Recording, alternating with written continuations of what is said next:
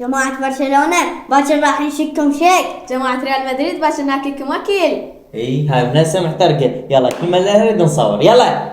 مثل ما شفتوا من هسه الاجواء محترقه ببيتنا، وهذا اقوى كلاسيكو اخر 5 سنوات. والله العظيم انا من هسه متحمس ومنتظر اللعبه دقيقه دقيقه. والمدربين فليك وانشيلوتي من هسه شعلوها. فليك يقول راح نلعب باسلوبنا ونعتمد على التسلل اللي وقع به ريال مدريد 14 مره و9 من عندهم مبابي. وانشيلوتي يتوعد برشلونه ويقول درسنا برشلونه دراسه وفريقي كامل وراح نقدم افضل اداء لنا بهذا الموسم. الدنيا مشتعله وراح احكيكم على احصائيات الكلاسيكو في كاس السوبر. في كأس السوبر لعبوا 17 مرة، فاز برشلونة ب5 مرات وفاز ريال مدريد ب10 مرات وتعادلوا بمرتين. برشلونة سجل 24 هدف وريال مدريد سجل 38 هدف، يعني مستحيل راح نشوف كلاسيكو ما بيه اهداف، وخاصة بكأس السوبر. مناسبة حكم الكلاسيكو منزانو ولا مرة برشلونة فاز وهو حكم الكلاسيكو.